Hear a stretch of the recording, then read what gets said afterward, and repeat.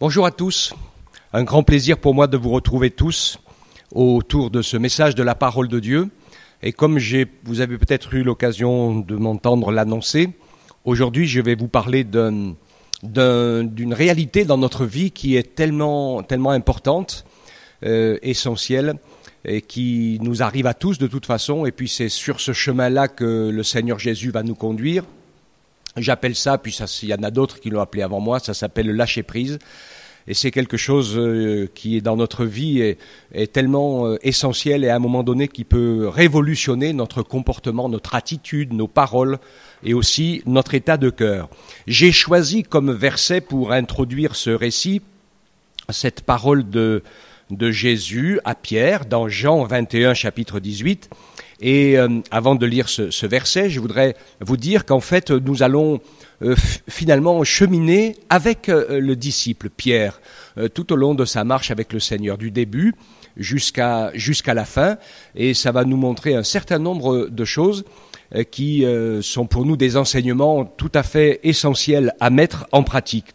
Et dans ce moment de la vie de Pierre, Jésus lui dit quelque chose dont il ne peut pas forcément comprendre la signification. Puis je me rappelle, moi, il y a de très nombreuses années que j'ai donné ma vie à Jésus et ça m'a pas spécialement parlé. Mais aujourd'hui, dans plein de circonstances particulières et de traversées de la vie, alors ça me parle très très fort. Et je voudrais que vous ne vous sentiez pas agressé par mon message, parce qu'il est autant pour moi que pour chacun d'entre nous. Mais le Seigneur met quand même le doigt dans nos vies sur des choses qui doivent avancer, progresser. Et donc il lui dit quelque chose de très curieux. Il dit à Pierre, donc au verset 18, en vérité, je te le dis, quand tu étais jeune, tu attachais toi-même ton vêtement et tu allais où tu voulais. Mais quand tu seras vieux, tu étendras tes mains et un autre te l'attachera et te mènera où tu ne voudras pas.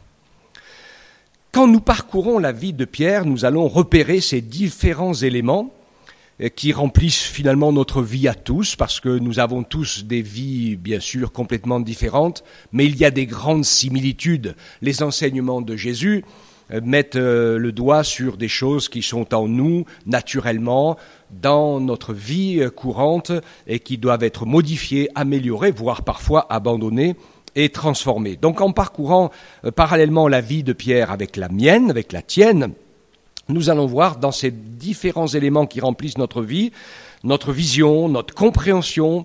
Et puis, je vous dis, c'est un jeu de mots ce que je vous dis ici, mais vous allez comprendre parce que je vais y revenir tout à l'heure, le sens de notre souffle. Le Saint-Esprit, pneuma, c'est le souffle. Nous savons que c'est aussi une personne, mais il souffle en nous la vie de Dieu. Il nous permet aussi, si nous nous laissons remplir des dons de l'Esprit, de souffler par notre vie et par notre bouche, eh bien les paroles de l'amour du Seigneur. Il n'est pas du tout question de souffler sur les gens, vous inquiétez pas, je ne suis pas tout à fait de ce bord-là. Et donc, il y a des choses qui sont donc importantes pour nous. Le premier élément que je voudrais soulever, c'est Luc 11, 34, qui nous dit « Ton œil est la lampe du corps. Lorsque ton œil est en bon état, tout ton corps aussi est bien éclairé. Mais si ton œil est en mauvais état, tout ton corps est aussi dans les ténèbres. » Jésus nous enseigne dans sa parole, et sur ces paroles, sur ce qui va entrer en nous. Et il est question ici, donc, de notre qualité d'écoute. C'est un élément sur lequel nous devons travailler aussi dans le lâcher-prise. Parce que je sais que dans ma bouche, et puis dans la tienne, souvent c'est « oui, mais ». Quand Dieu nous dit quelque chose, oui, mais. Quand quelqu'un d'autre nous dit quelque chose, c'est souvent oui, mais. Et parfois, évidemment, on nous dit des choses qui ne sont pas spécialement pour nous, inappropriées, donc le oui, mais est de circonstance, mais il l'est trop souvent. Et souvent, ce mais, eh bien, il n'est pas du tout de circonstance. Alors, le Seigneur va nous encourager à veiller sur sa parole et puis aussi à veiller sur la nôtre. Et je voudrais rappeler cette parole de Jésus dans Matthieu 12, 37, qui dit « Car par tes paroles tu seras justifié, et par tes paroles tu seras condamné. » Il y a là quelque chose qui montre que notre manière d'appréhender la vie est importante.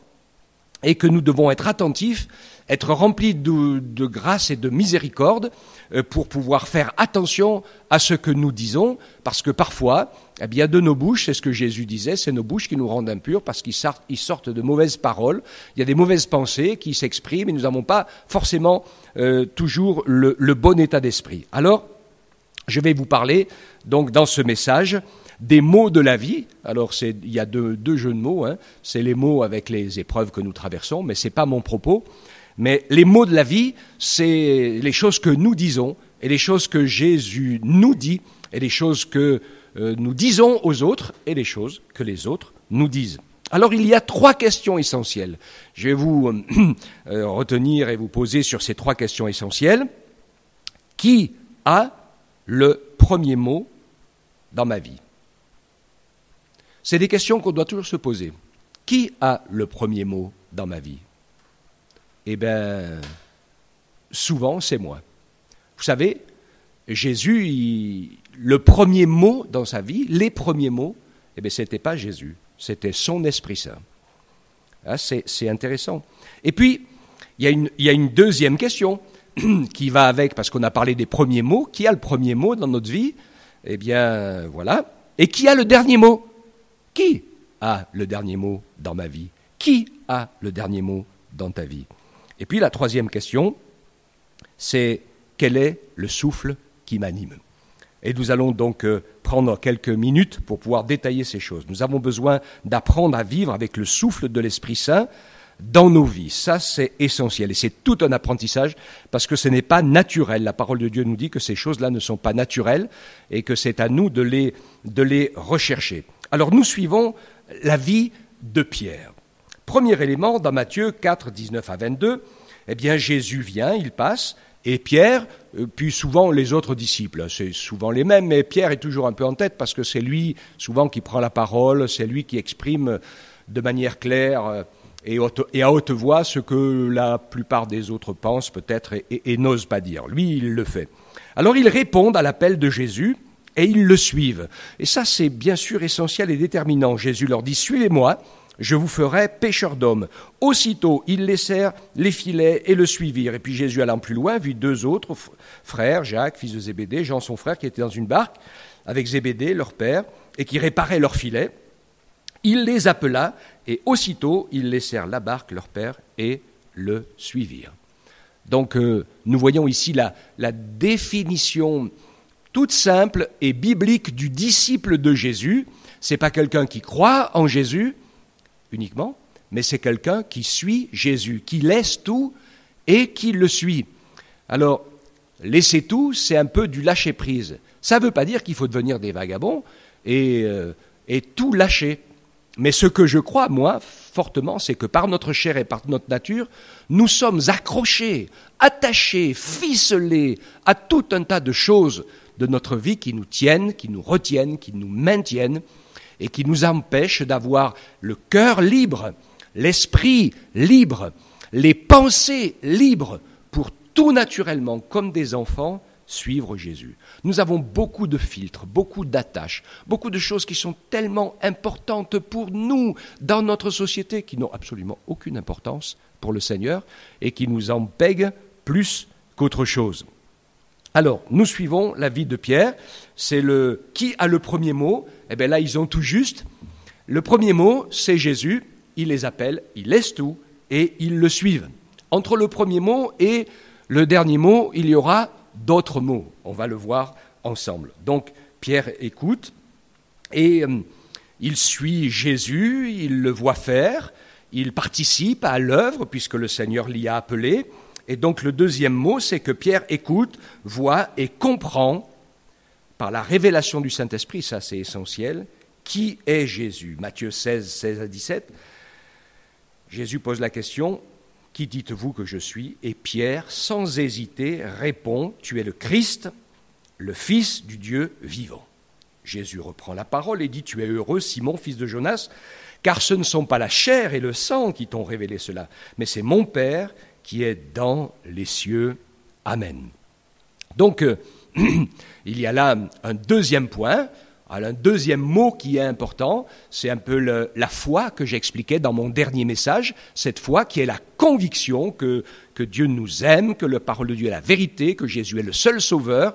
Voilà la théologie fondamentale, ce en quoi nous croyons de manière inébranlable et qui remplit notre cœur. Et c'est le deuxième mot dans lequel Pierre et puis les autres disciples vont entrer. À la suite de ces mots-là, nous allons voir que le Seigneur va attaquer un deuxième travail dans leur cœur, comme il le fait dans le nôtre. Parce qu'après nous avoir remplis de conviction, il va s'attaquer à notre caractère. Et là, c'est un autre travail, et c'est important. Dans notre vie chrétienne, au minimum, la moitié du travail du Saint-Esprit est sur notre caractère, qui va être dans notre aptitude à entrer dans les voies et les œuvres que Dieu a préparées d'avance. Si nous ne laissons pas révolutionner, travailler notre caractère, nous serons souvent impropres et incapables de servir le Seigneur. Alors, voilà ce qui va arriver. Donc Pierre a ses idées, il a ses convictions, et donc il se construit sur une conviction forte, sur Jésus, le Tout-Puissant, le Fils de Dieu, le Messie, le Sauveur. Et puis, dans Matthieu 16, autour des versets 20, Jésus va commencer à leur expliquer ce qui va lui arriver et qu'en fait Jésus est là et que la fin de sa mission, l'objectif de la mission de Christ, eh bien, c'est l'incarnation et la mort crucifié sur la croix du Calvaire pour l'expiation de nos péchés, la guérison de nos maladies et le triomphe sur le pouvoir terrible, terrifiant de la mort par sa résurrection. Et ça, c'est le point crucial, le point fort. C'est pour cette mission que Jésus est là. C'est le sens de sa vie et de son existence. Et quand il parle de ces choses-là, Pierre s'affiche et affirme ce qui lui vient à l'esprit et qui n'est pas spirituel du tout, en fait. C'est complètement humain, sa pensée. Et Pierre dit à Jésus, qui parle de sa fin tragique, de manière plus ou moins voilée, mais il comprend bien le message. Il dit « À Dieu ne plaise, cela ne t'arrivera pas ». Et là, il va se prendre un retour de manivelle incroyable dans Matthieu 16, 23. Jésus se retourne et dit à Pierre « Arrière de moi, Satan, tu es pour moi un scandale, car tes pensées ne sont pas celles de Dieu, mais celles des hommes ». Quand Jérémie est venu et qu'il a prêché à l'église il y a 15 jours, il nous parlait de l'erreur qui est possible et que Dieu nous aime et nous fait grâce et il nous connaît et il va nous aider, même malgré nos erreurs, il va nous aider à progresser. Je crois que personne ne fait pas d'erreur, donc c'est pour ça que nous sommes toujours des pécheurs, puisque nous faisons toujours des erreurs. Donc là, il se retrouve évidemment dans une erreur importante, qui, sans s'en rendre compte, est une tentation de Jésus, parce que dans cet élément-là, quand Jésus a été tenté par le diable dans le désert et qu'il a dit que le diable ayant été vaincu dans cette tentation, se retira et jusqu'à un autre moment favorable. Cet autre moment favorable, c'est celui-là, parce que la pensée, bien sûr, qui a traversé le cœur de Jésus quand Pierre lui dit « À Dieu ne plaise, cela ne t'arrivera pas », la pensée perso, c'est que, bien sûr, évidemment, je suis le Fils de Dieu. Pourquoi aller souffrir, aller être humilié, détruit, frappé, aller jusqu'à la mort alors que j'ai le pouvoir de régner sur la terre, etc., etc. Et donc nous savons que Jésus a été tenté comme nous en toutes choses, et donc c'est certainement ce qui a pu se passer. Et bien sûr Jésus dit « Arrière de moi Satan », parce qu'en fait, sans s'en rendre compte, eh bien par une parole humaine, voilà qu'on va dire, on va dire anodine, eh bien finalement c'était pas anodin du tout par rapport au Seigneur. Et je voudrais dire, là c'est un mot dur, de Jésus c'est un mot dur, de Pierre c'est un mot pas du tout inspiré, mais vous allez voir, les choses vont changer. Mais je relève un élément qui est essentiel ici, c'est que Pierre accepte d'être repris sévèrement et il continue de suivre Jésus. Moi je connais beaucoup de chrétiens, si vous leur aviez dit ça, je pense que c'était définitivement rayé de la carte, vous ne les voyez plus jamais, ni à l'église, ni nulle part. Mais voilà, Pierre accepte, finalement c'est un fort tempérament, Pierre, mais ce n'est pas un orgueilleux, et c'est quelqu'un qui a reçu ce qu'il avait, et puis il s'est dit, oula, j'ai dû vraiment me tromper. Et donc nous allons voir que dans le changement du caractère et dans le changement de la manière de vivre, la deuxième école du Seigneur, c'est de mourir à nos pensées, à notre nature humaine, en renonçant à nous-mêmes, mourir et offrir notre vie en la laissant être sacrifiée. Cette parole que Jésus dit à Pierre, arrière de moi Satan, c'est le sacrifice de l'homme Pierre, debout et campé sur ses idées et sur ses pensées. Là, il se fait sacrifier. Et utilement, parce que finalement c'était pas du tout le bon chemin ni la bonne inspiration. Et nous allons voir, le Seigneur va agir, que Pierre, à partir de ce moment-là, on s'en rend compte, en fait, il aime le Seigneur, il croit dans le Seigneur, et puis il compte et il avance avec ses forces humaines et avec ses pensées humaines. À un moment donné, Jésus va leur montrer le chemin. On va arriver au moment de la Pâque, et avant cette Pâque, Jésus se dévêt et se recouvre d'un linge, humilié comme un esclave pour laver les pieds de chacun de ses disciples. Et donc, dans cet événement particulier, Pierre comprend pas non plus dans sa nature. Mais Jésus est le Seigneur, il est le Tout-Puissant. Tout le monde devrait être ses esclaves, se prosterner devant lui et le suivre. Et Jésus dit, bien sûr que je suis le plus grand, le maître, mais ce que je vous ai fait, faites-le aussi entre vous. Et là, il montre un état d'esprit qui est essentiel pour nous les chrétiens, et je vais en reparler tout à l'heure dans le souffle de l'esprit, c'est que personne n'est plus grand les uns que les autres.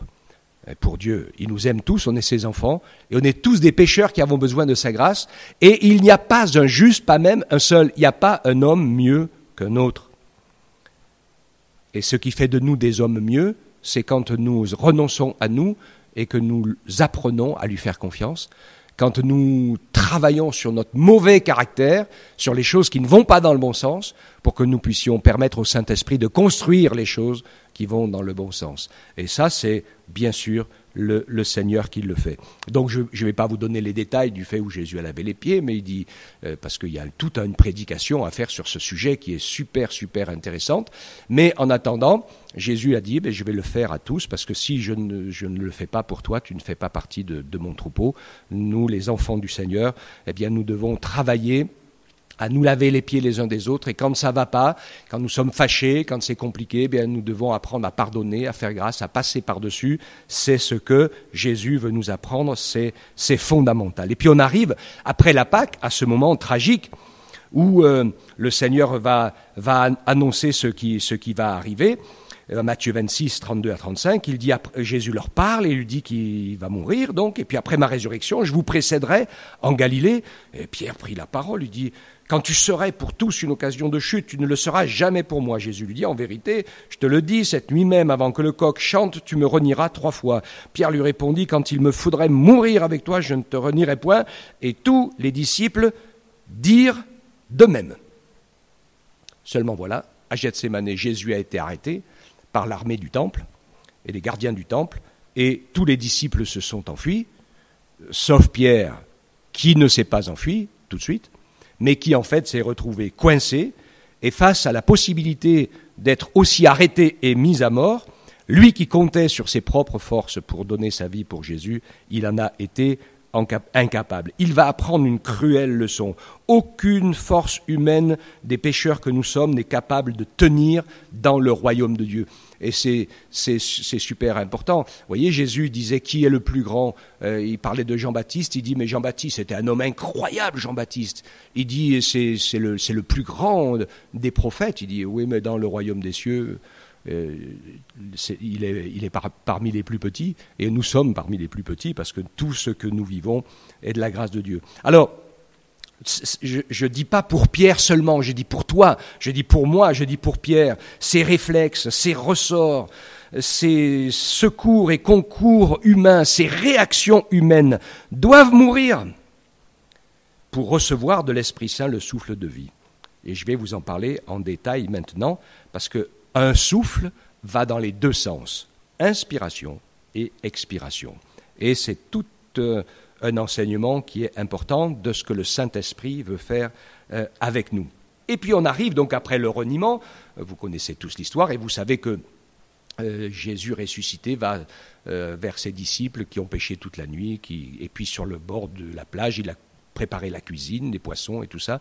Et puis Pierre arrive et il va avoir un échange, cet échange intense qui est vraiment on va dire le second appel de Jésus à Pierre, qui est un appel d'amour et un appel de service. Jean 21, 15 à 17, vous le savez, après qu'ils eurent mangé, Jésus dit à Simon Pierre, « Simon, fils de Jonas, m'aimes-tu plus que ne le font ceux-ci » Et il répondit, « Oui, Seigneur, tu sais que je t'aime. » Jésus lui dit, « Prends soin de mes agneaux. » Et il lui dit une seconde fois, « Simon, fils de Jonas, m'aimes-tu » Pierre lui répondit, « Oui, Seigneur, tu sais que je t'aime. » Jésus lui dit, « Sois le berger de mes brebis. » Et puis il lui dit pour la troisième fois, « Simon, fils de Jonas, m'aimes-tu » Pierre fut attristé de ce qu'il lui avait dit pour la troisième fois, « M'aimes-tu » Et il lui répondit, « Seigneur, tu sais toutes choses, tu sais que je t'aime. » Et Jésus lui dit, « Prends soin de mes brebis.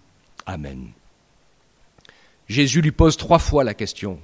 Et en fait, la question, on se la pose nous aussi. Jésus te demande, dans tes premières paroles, qui a le premier mot dans ta vie ? Et Jésus te dit, m'aimes-tu ? Si tu aimes vraiment Jésus, c'est lui qui a le premier mot dans ta vie. Le deuxième élément, c'est le souffle de son esprit.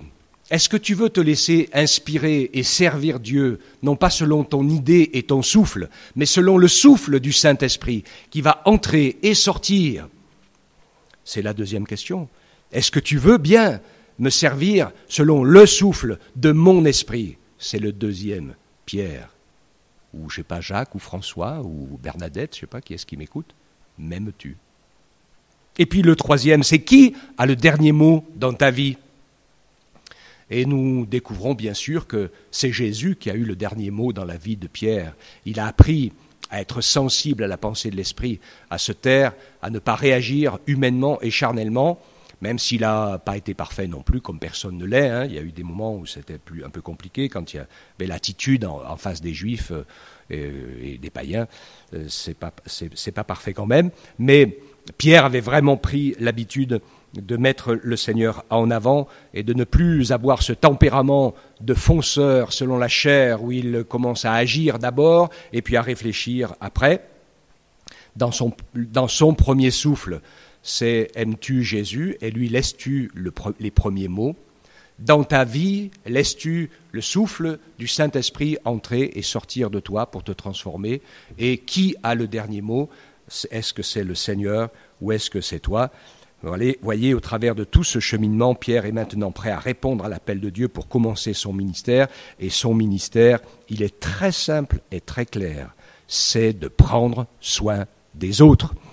Et je pense que c'est une leçon essentielle pour nous qui voulons être les disciples du Seigneur et marcher par son Esprit Saint. Nous avons besoin de la vie fraternelle et de la vie de l'Église, c'est essentiel, parce que nous sommes appelés à prendre soin des autres. C'est notre appel, c'est notre ministère, et on ne peut pas seulement lire la Bible et prier, parce que ça c'est juste une partie du souffle, celui qui rentre en nous, mais si tu ne fais que inspirer, tu vas éclater comme une grenouille qui fume, alors que le Seigneur veut que par son esprit aussi nous puissions servir et expirer la vie du Saint-Esprit. Et expirer, vous allez le voir, c'est valable vraiment au sens propre finalement et au sens figuré. Donc, Pierre est prêt à répondre à l'appel du Seigneur pour son service. Es-tu prêt te laisses-tu préparer par l'Esprit de Dieu pour pouvoir répondre à son service ? Et donc voilà ces mots de la vie. Le premier mot, écouter Jésus, se repentir. C'est pas juste j'ai volé, j'ai péché, j'ai menti, j'ai fait ceci ou j'ai fait cela. Se repentir, c'est je vais changer de principe de vie. Je vais donner le premier mot à Jésus. Après avoir été pardonné et changé et sauvé, eh bien je vais changer de vie. Et puis, le dernier mot, le mot dans le sens du souffle du Seigneur, eh bien, c'est se lever, se former, obéir et servir le Seigneur. Est-ce que je suis dans le souffle de l'Esprit ou est-ce que je vis dans mon propre souffle ou pire, selon le vent de ce monde ? Parce qu'il y a la majorité des gens vivent selon le vent de ce monde. Pierre avait un tempérament de fonceur. Il était honnête, entier, et il aimait la vérité. Il était enseignable. Quand Jésus le reprend sévèrement, eh bien beaucoup abandonnent leur église, leur pasteur, etc., eh bien lui, il continue et puis il encaisse parce qu'il se dit, ben oui, de toute façon c'est la vérité, il reconnaît ses failles. Il a appris à servir humblement sous l'autorité du Saint-Esprit. Jésus est notre modèle parfait, bien qu'il soit fils. Il nous montre que ce que Pierre pensait, qu'il allait monter de gloire en gloire jusqu'à chasser les Romains et prendre le pouvoir, c'est ce qu'ils avaient tous à la tête. Et Hébreux 5, 7 à 8 nous dit que c'est Jésus, lui, dans les jours de sa chair, qui a offert à grands cris et avec larmes des prières et des supplications à celui qui pouvait le sauver de la mort. Et il a été exaucé à cause de sa piété, mais il a appris, bien qu'il fût fils, l'obéissance parce qu'il a souffert. Oui, il a été sauvé de la mort, mais pas en l'évitant, en la traversant. Et c'est le chemin de notre vie chrétienne à nous aussi. Nous devons travailler, apprendre et nous préparer à servir le Seigneur pour être ainsi dans le souffle de l'Esprit et ne pas vivre dans notre propre souffle ou selon le souffle de ce monde. Jésus, c'est celui qui doit nous inspirer en nous. Travailler pour être inspiré. Quand je vis, j'ai ma respiration. Ma respiration, elle est toujours en deux temps. J'inspire et c'est là que rentre l'oxygène et tout ce que j'ai besoin pour vivre. Eh bien, nous devons inspirer pour être nourris de la parole de Dieu, des miracles, des guérisons, de la délivrance, des promesses du Seigneur, de la vie du Seigneur, de l'amour du Seigneur, de la confiance dans le Seigneur. Et c'est ce que Jésus nous a montré, il a inspiré la vie de l'Esprit et il nous l'a soufflé. Jésus a expiré, il a expiré dans tous les sens, en donnant sa vie, en guérissant, en bénissant, en libérant. Il a été humilié, injurié, frappé, il a tout pris sur lui pour que nous recevions la vie, nous qui étions morts. Eh bien, nous devons nous aussi travailler pour expirer. Ça s'appelle mourir à nous-mêmes, servir le Seigneur, aimer, donner, prendre soin des autres, les aimer autant que nous-mêmes, au minimum, voire plus, c'est la pensée. Ainsi, nous allons apprendre à vivre avec le souffle du Saint-Esprit qui entre et qui sort, et apprendre à lâcher prise, à essayer de sauver notre vie, d'avoir raison. Ou alors une autre chose dans laquelle nous ne lâchons pas prise dans les situations de la vie, c'est que nous dépensons nos forces, nos énergies sont déployées parce que nous vivons dans un univers super sécurisé et nous ne supportons pas de ne pas tout maîtriser, qu'il arrive quelque chose. Et j'en vois, moi, certains, il faut un scandale si le repas n'est pas prêt à midi. Oui. Mais quand ils se retrouvent à l'hôpital aux portes de la mort, entre la vie et la mort, finalement, leur cri, parce que la soupe n'est pas chaude, ça devient complètement relatif. Et il y a plein de choses comme ça. Et même nous, parfois, les enfants du Seigneur, nous sommes dans un monde tellement organisé, tellement séculier, que si on demande à quelqu'un de changer un peu le programme de sa journée pour faire une intervention particulière parce qu'il y a un besoin, non, c'est pas possible. Et il y en a beaucoup que je connais, il leur faut au moins 3 jours d'avance pour pouvoir... qu'ils réfléchissent pour savoir s'ils vont... tu sais, quand le Seigneur il a besoin de toi, parfois c'est maintenant, là, tout de suite. Et pas dans 1 heure, ni dans 3 heures.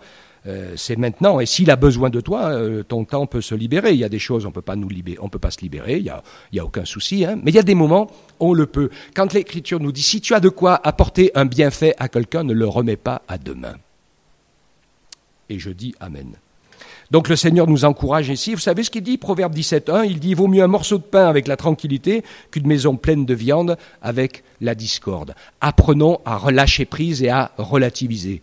Si aujourd'hui tu ne manges pas à midi, c'est pas grave, tu mangeras plus ce soir. Si tu ne peux pas organiser ton programme comme il le fallait, et puis si quelqu'un t'a pas dit bonjour, que tu as croisé dans la rue, mais c'est pas grave, peut-être il t'a pas vu, puis s'il n'avait pas envie de te dire bonjour aujourd'hui, tu vas pas en faire tout un plat, parce que peut-être que demain ou après-demain, il aura envie de te dire bonjour. Il faut arrêter avec nos trucs là, puis lâcher prise par rapport à tout ça, c'est souvent de l'enfantillage. Dieu nous a donné un ordre, Pierre nous le dit dans 1 Pierre 3,9, et je termine avec ça, ne rendez pas le mal pour le mal, ni insulte pour insulte, au contraire, bénissez, c'est à cela que vous avez été appelés, afin d'hériter la bénédiction. Mes chers amis, nous avons besoin de lâcher prise sur plein de domaines dans notre vie, et posons-nous toujours ces 3 questions. Qui a le premier mot ? Est-ce que c'est moi ? Est-ce que c'est Dieu ? Comment j'organise mon souffle ? Est-ce que je vis le souffle de ma vie de chaque jour avec des choses qui sortent de moi et qui rentrent en moi ? Ou est-ce que je permets à l'esprit d'inspirer et d'expirer les choses qui sont de Dieu ? Et qui a le dernier mot ? quand il y a un moment où ça coince, où c'est pas évident, où j'ai pas envie de pouvoir dire Seigneur, écoute, ça me va pas, mais puisque tu le veux, qu'il en soit ainsi, je le fais. Et c'est fondamental. Dieu veut nous entraîner sur ce chemin-là, comme il l'a fait pour Pierre, à la fin de sa vie, il avait lâché prise. On l'a crucifié, il a été persécuté, il n'a pas rendu les coups. Il avait pris l'épée la première fois quand on a voulu arrêter Jésus. Mais là, il savait que ça n'avait pas plus d'importance, que l'important, c'était de donner sa vie pour le salut des autres. Et il a laissé faire. On voit que son tempérament, lui, il s'habillait, il allait où il voulait, et puis il faisait ce qu'il voulait, et il disait ce qu'il avait envie de dire. Et à la fin de sa vie, il était attentif, il priait, il cherchait ce que Dieu voulait, il faisait ce que Dieu voulait, et puis parfois, il mettait sa langue dans sa poche et son mouchoir par-dessus. Parce que, comme je le dis souvent à plusieurs qui ont souvent envie d'avoir raison, j'ai dit, t'as pas raison de vouloir avoir toujours raison à tout prix, même si tu as raison. Bon, vous méditerez là-dessus. Amen. Que Dieu soit béni pour ta parole incroyable. Nous avons toutes les clés pour réussir à vivre heureux et libre, si nous voulons bien sortir de l'esclavage du moi, pour nous laisser transformer par ton esprit et par ta parole. Fais-nous la grâce, Seigneur, de travailler à prendre soin les uns des autres. Nous ne sommes pas là pour faire voir qui nous sommes ou pour nous mettre en avant. Nous sommes là pour bénir l'autre avec les talents et les dons que tu nous as donnés et les bénir au nom de Jésus, avec amour et compassion. Que ton nom soit glorifié dans nos vies, dans ma vie, et que tu puisses avoir de plus en plus de place. C'est vraiment ma prière, et c'est ma prière pour tous les auditeurs qui nous écoutent aussi, qu'ils soient ainsi bénis et fortifiés dans la joie, dans l'humilité, dans le bonheur d'être des hommes et des femmes graciés et malgré tout utilisés par Dieu et par son esprit. Soyez tous bénis dans le beau nom de Jésus. Amen.